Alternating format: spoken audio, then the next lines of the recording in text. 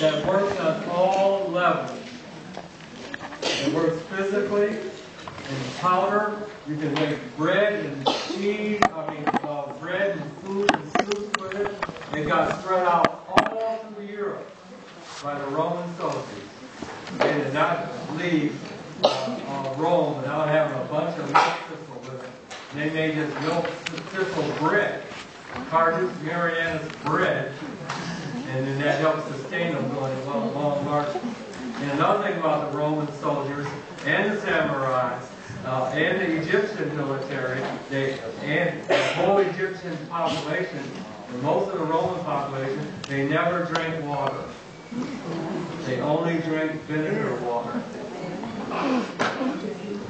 Yes, 1 teaspoon of there. All the Roman soldiers had vinegar water on there, full of silica, minerals, and all this stuff, and it increased their stamina.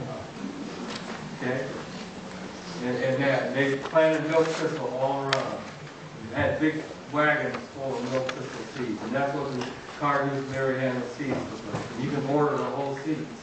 You can pour hot water over it, make a tea, you can grind it up, and bake with it, cook with it, and all this. And this was popularized by Burnett and Clark, and this was their #1 remedy. It's equal to hawthorn berries for the heart, milk thistle for the liver. You know 1 or 2 herbs for each organ. You're doing organopathic homeopathy. And they always gave it in tincture. I've been using hawthorn berries, 30 years. And it works best in tinctures. And that's okay for us to admit. And for years and decades, people always say calendula works best in tincture. We potentially start giving 200. The 200 works better than the tincture. And you can disinfect the wound by putting calendula 200 in water and pouring the water on the wound. Okay? It works even better than potency. So this is another one that works the same on all levels. Well, when you get the seeds in the powder, you buy these bags of milk thistle powder and put it in your soups and put it in your smoothies and all this stuff. You're getting all the nutrition from it. The what? Vinegar that they put in? Yes, they put vinegar in the water. A lot of vinegar or? No, just regular vinegar, any type of fruit vinegar, any kind of vinegar. The Egyptians, remember, no refrigeration for 3,000 years. And they did fine. They used baking soda and vinegar to preserve their food. But the water, because of the parasites and bacteria, they learned that they put vinegar in their water and drank it, they never got sick.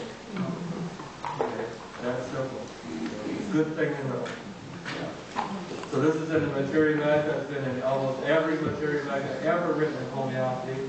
And 90% of the materia medica they talk about as a tincture and in potency. So you talk about gallstone problems and liver problems. This is an organ remedy to regenerate the liver.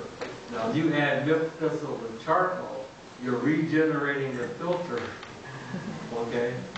And you're kicking, helping your charcoal along.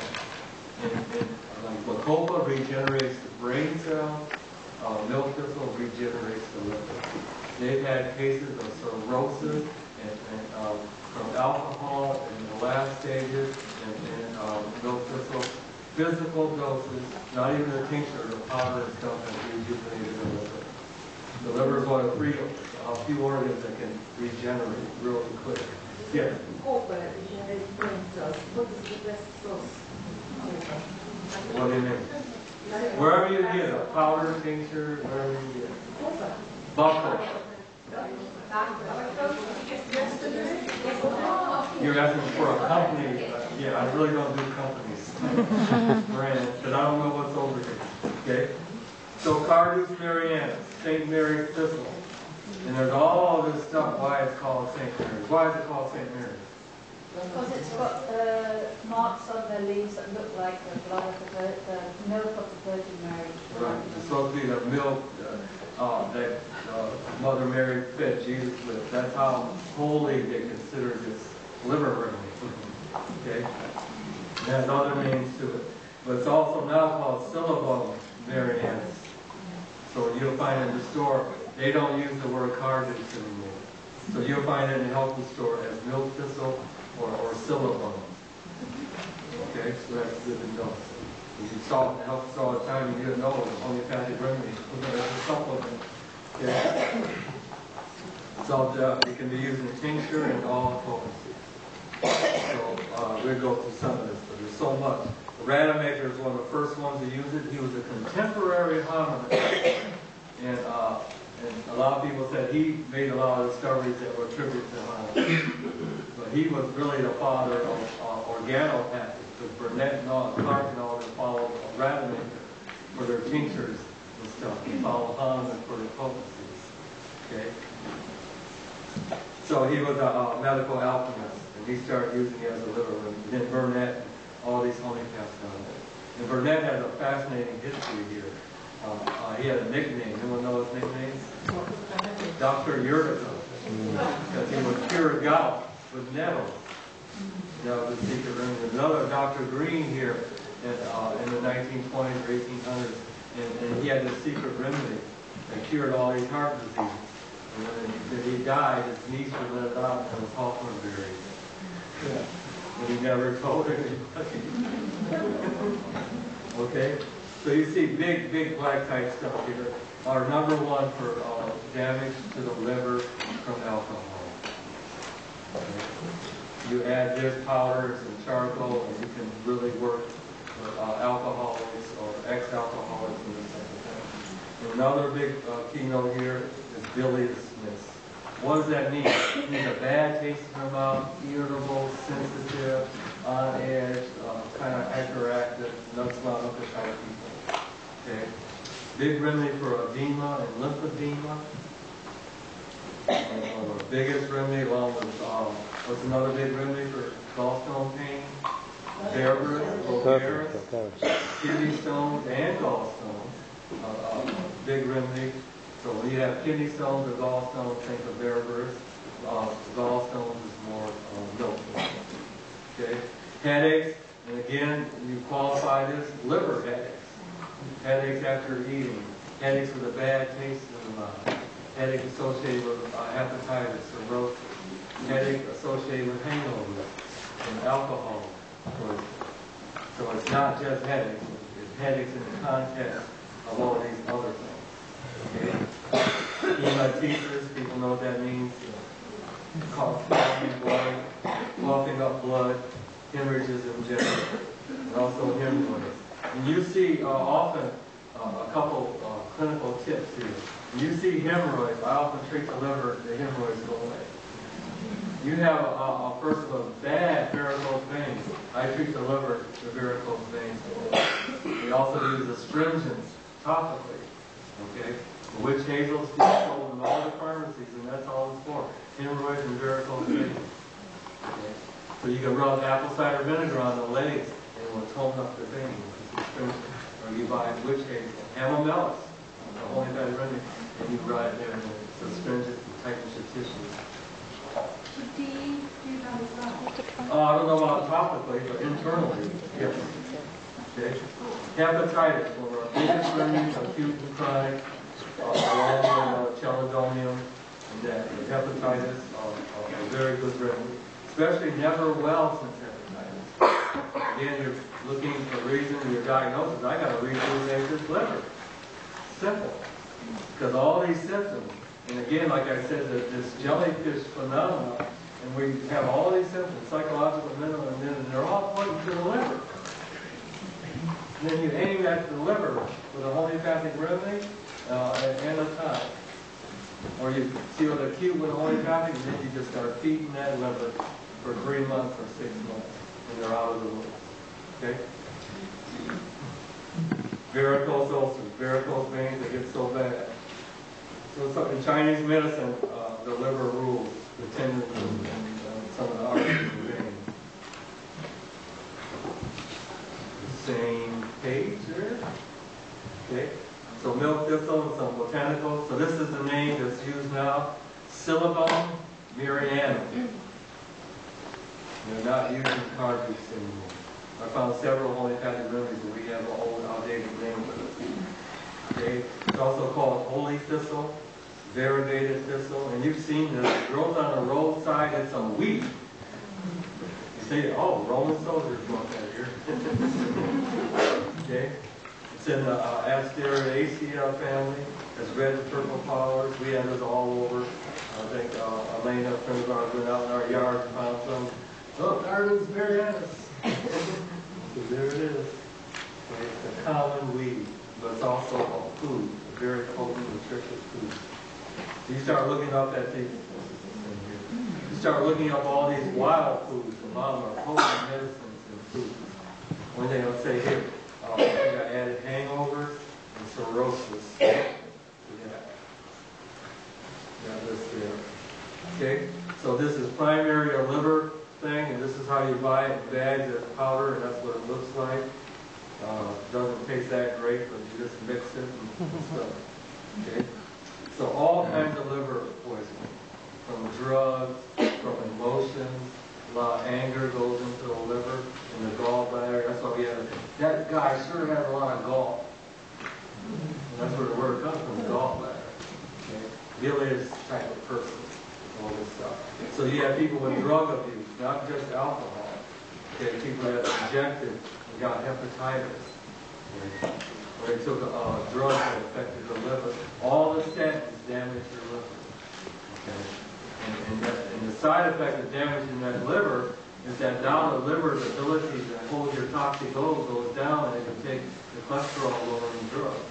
So they only go in and damage the liver. They say, oh, that's no problem, the liver can regenerate and that. But the function of the liver, instead of getting rid of 80% of the toxins for that day, now can only do 50%, and the toxins build up. And a new problem comes up. Not related, but ever since liver damage. Yes? Maybe to another woman in Italy who had cancer of the common bile duct. In 2008, she was given 6 months to live. And she's still alive and living at college. She's now 93. Wow. And? The hospital just said to her, whatever you're doing, keep doing it. What was she doing? No symptoms. Oh, so you can say that. This ain't a punchline. Right. She did powder or tincture or homeopathic? Tincture. My daughter lives in the UK and she came and asked what can I do for my mum. I said, well, give us a milk system. Yeah. See what happens. So that was cancer of the bile duct? Bile duct. Very hard. It was blocked. You got blocked bile duct. So we do all this qigong there. It's a really potent spot. Castor oil packs right around the liver, pancreas, the portal veins, the bile, all that are all in this little circle here. So a lot of stuff going on here. Just by tapping it, rubbing it, you get some energy there. Okay? It strengthens the liver against foreign chemicals and poisons. It actually regenerates the cells, and they have done research on it. It's a big remedy for irritable bowel syndrome, especially when you have the liver component in that, or a history of alcohol drinking and things.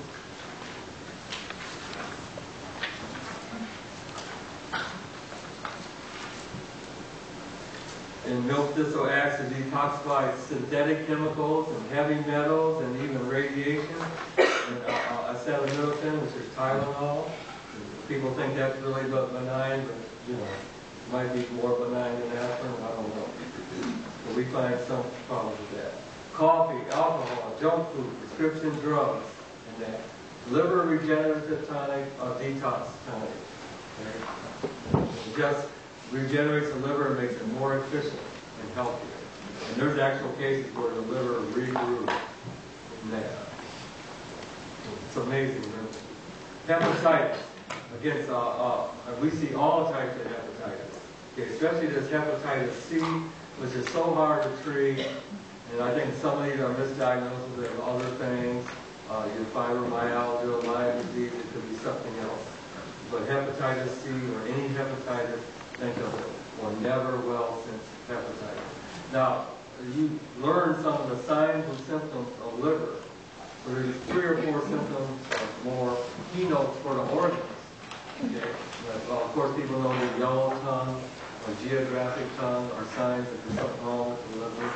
Okay, any jaundice or yellowness of the skin or parts of the body. You often see the feet. Feet are connected with the liver a lot. Okay, and people also have gas, bloating, digestive problems. That's often because the bile is weak and doesn't have enough to break down the fat, and your body starts having gas and bloating, like lycopodium and all this stuff. So milk thistle helps all that. Natural remedy of choice for jaundice. So homeopathically, we have Chaldonium and Carduus Mariannus. Okay, so I look at those two first. There has to be some weird symptoms or something. They have to get by those. Those are the leaders of the group. Okay. Natural remedy of jaundice, and especially toxic things.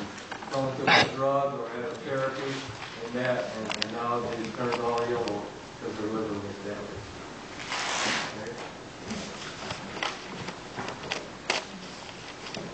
Alcohol, milk thistle. So it has all the symptoms and problems of nux vomica. So you give nux vomica to someone who doesn't work, think of Carduus Mariannus or milk thistle. This is another one homeopaths used to take before they went to the pub. Charcoal or milk thistle or mix them together. Now, I used to treat a lot of teenagers back in Colorado in the mountains. And I made a mistake of giving one teenager nuts. After he had a binge that night, I gave him nuts. He went and told all his friends, Dr. Murphy has this remedy, we can drink as much as we want. Actually, I have a homeopath in there too.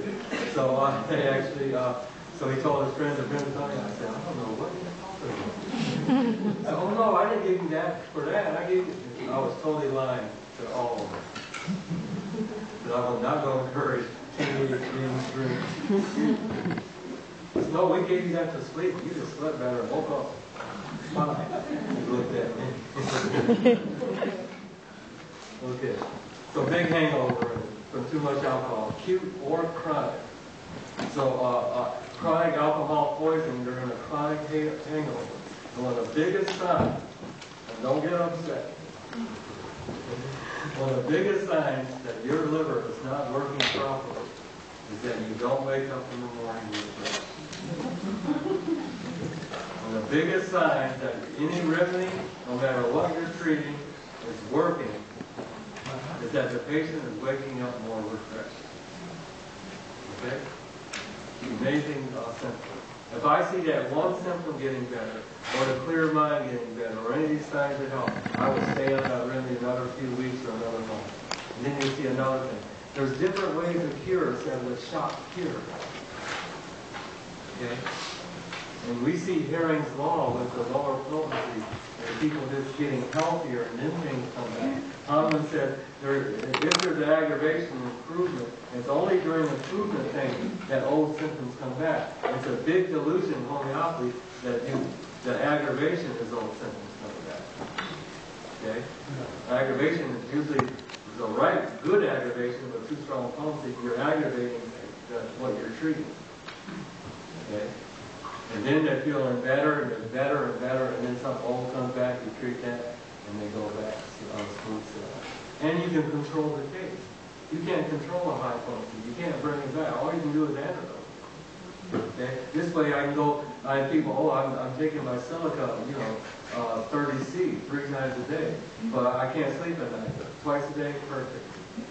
Oh, I'm taking Carduus Mariannus 6C, okay? I find myself more irritable. Twice a day, lower the dose, lower the frequency, you fix it, they keep giving you improvement. They tell you exactly when it's too much. Okay, or too little. Oh, it worked for a while, now it's wearing off. Okay, go from once a day to 3 times a day. Kicks right back in, we get another 3 more. So, in many cases that you have problems with, it's because you can't manage your potency, or you left the remedy too soon. Okay? And you let the patient tell you when to go on, not the books. The patient tells you everything. Okay, German physician and pharmacologist, and this is what a major thing I want to tell you about, mushroom poisoning. Now this is still the only treatment known to allopaths Did you know that? It's in the hospital. The powder. Mushroom, they don't know. It's like the charcoal. Charcoal milk thistles in the hospital. And this is specific. And they don't know why it works or how, but it's in the hospital and they all pass through. Okay? And all that, they discovered it in the 12th century, the Germans, for alcoholism, cirrhosis, all kinds of hepatitis, but it's still used today for life. And it's also related to candida and food allergies, and all these things, if it relates back to liver problems. Okay? That's the big key here, the center of the case. Horrible cirrhosis. And I've seen people on their deathbed with cirrhosis, and the yellow skin, and the dark, ashy eyes, and big wrinkles, and their whole abdomen is swollen up with ascites. And their legs are swollen, just like cancer patients. In the last stages of cirrhosis. And they have this term in medicine called liver encephalopathy or something. And they get through all these psychological things. Okay? When the liver starts fading, they start hallucinating and start having all these paranoia and stuff. So it's a very deep thing. So, what's causing it? There's so much damage to the liver. No toxin going to be processed. So we give a stramonium, myocardium up here, and we go feed the liver. Okay, we perceive what has been cured. I can neutralize all this with a remedy. I've done nothing to help the liver. Okay. So I feed the liver and give them an indicated remedy. Last stage. You all can see the water. They start peeing for 3 or 4 days, losing pounds of water. And the legs start shrinking and all that. But just remind everybody. This sounds great. Some people, it's their time to go. And that's okay. It's not our job of desperately clawing our fingers to save everybody. If it's their time to go, we just keep giving the remedy, and if it's not their time to go, the thing will start reversing. If their time to go, they will go happier, more peaceful, and less pain. So either way is a success. Tibetans believe the mental state you are in when you die, that's where you go. So the energy's there, you're attracted to places. Okay? They're all afraid and anxious and all that stuff, and they leave down there. Versus leaving with peace and transport. Could you do it as a therapeutic energy or a powder? Yeah, in this case, yeah, I would give a both. I mean, if you have general symptoms in that, you can get Carduus Mariannus homeopathic. As I said earlier, it works in homeopathic or tincture or but if you've got damage to the liver, physical damage, you want to use the powder or a tincture to regenerate the liver. But the tincture is alcohol. Right. Now you have no options. You got homeopathic or powder, no alcohol for alcoholics. Right. Right. So that's another option. Broadening our way to treat someone. My own brother won't take a remedy because he's an ex-alcoholic. Not even one drop. The program is like the ultimate sin in life. Okay. Criminals and murderers can be rejuvenated, but alcoholics can't. Rehabilitated. Everything, a 12-step, hold on. Yeah. Okay, gallstones. Again, the same thing, adding milk thistle to the diet and adding it to soups and making breads and things like that. Tincture can help prevent gallstones and treat gallstones. And again, if the gallstone's too big, I have no problem with surgery. You can do all you want homeopathically, but if the stone's this big and the bowel duct's this big, excuse me, if it just doesn't work, so your ureter's this big and the kidney's this big, it just doesn't work. And I'm not sure you can find a case in the history where some remedy broke it up. But I just say, get the surgery, come back, we'll help repair the liver and do all this stuff. Keep them going. Have you come across the liver flush? Yeah, all kinds of things. Just olive oil, lemon juice, all kinds of castor oil packs are one of the best things. You buy castor oil, you warm it up, you lay a flannel cloth in there, you lay it right over the liver gallbladder. It often relieves spasms and pain. Robin, have you heard of quadrupedal tea? quadrupedra, it's Brazilian, No. and it means breaking down of stones. Uh-huh. And, That's the Latin name. yeah, but no, it's Portuguese. Pedra is a stone. Yeah. No, that's the Latin name. Okay, yeah. Oh, yeah. Yeah, I ran across that, and that's all I found, so I didn't put it in the book. Yeah. I have like 10 Brazilian herbs in there. Some are very powerful. Catuaba and Burra, very powerful. They're basically powerful aphrodisiacs and infertility herbs and stuff. Okay, let's finish this up. Here's the mushroom poisoning, especially eating death cap, and that's our remedy, right? Asparagus, area. So Amazon mushrooms is the only treatment known. Okay, of course, we have treatment homeopathic, but in the medical world, it's that. It destroys the liver. Milk thistle is the only treatment option. It's been so dramatically effective that treatment has never been disputed, even by the medical community. Okay.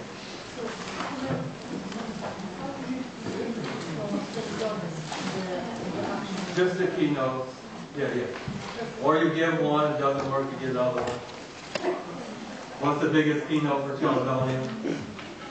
Pain like scapula. Yeah, everybody knows it. Pain beneath the right scapula. Okay. So they both have the same action, tonic and cleansing. Yes, and work in tincture and potency. Yeah. Caledonia has like a lot more jaundice, more pain. So I even see Caledonia work for lung problems because I saw it related to the liver. Okay, it can look like bryonia for all kinds of lung disease. Fibroids. So we got fibroids and varicose veins. So this is telling us that the milk thistle is teaching us that fibroids may be related to the liver, or their ability to break down hormones and estrogen, progesterone, and stuff like that. So if you have a problem treating thyroid, go for the liver and see if that works. If you have a problem treating varicose veins, treat the liver and see if that works. Okay? And you can't remove excess estrogen or testosterone byproducts, and then all this stuff builds up and produce fibroids. Different ways of using it. You can make a tea. Just crush the seeds, or you take the powder, pour hot water over it, make a cup of tea, add honey or lemon to taste. You can take the tincture. This is how to make your tinctures. Everyone should learn how to make a tincture as a part of being a health professional. Okay, you should know how to make tinctures and how to make potentized remedies. Okay, most health food stores, it's more expensive. You buy the capsule. Okay, there's some tablets, but mainly capsules. You can buy the whole bags of seeds themselves or the whole powder. Okay? And you can put the seeds and place it in your mouth or swallow. But I prefer the powder myself. We have some seeds I think we never planted. Okay? But it's a weed, it grows everywhere. I might take some sides of the hill and plant the milk thistle, a whole patch of that. But it's tough and it's mean and it's thorns. What is in the future? What kind of alcohol do you do? For everything, or? Good question. So when you make a tincture, what type of alcohol you use? There's only 2 types of alcohol you use. And Hahnemann used 1. What did Hahnemann use? Brandy. Right. How many pharmacies use brandy in their tinctures now? Fine French brandy. It's a brandy line you call it. Okay. And brandy is distilled wine, you know that? You take wine and take the water out, and it comes to be this pure gold stuff. It's distilled wine. The Dutch figured that out. To get more wine in 1 barrel. Then they got to the United States, and they put the water back in. But the problem was, on the ship over, the people started drinking the brandy. Well, brandy goes way back to the 12th century. There's a book, 400 or 500 pages, on the medicinal use of brandy. And I'm not here to upset people.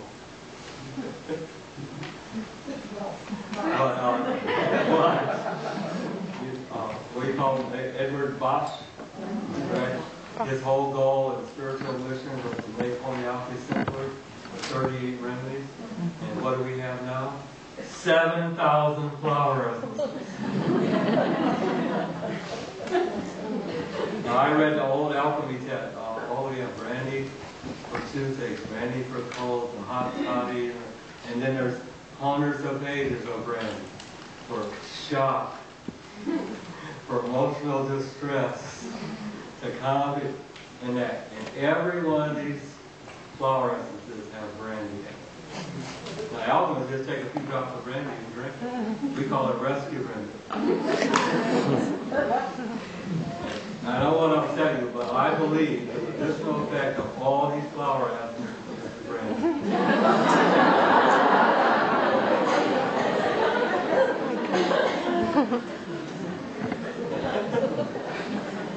None of them are done without brandy. Not one that I know of.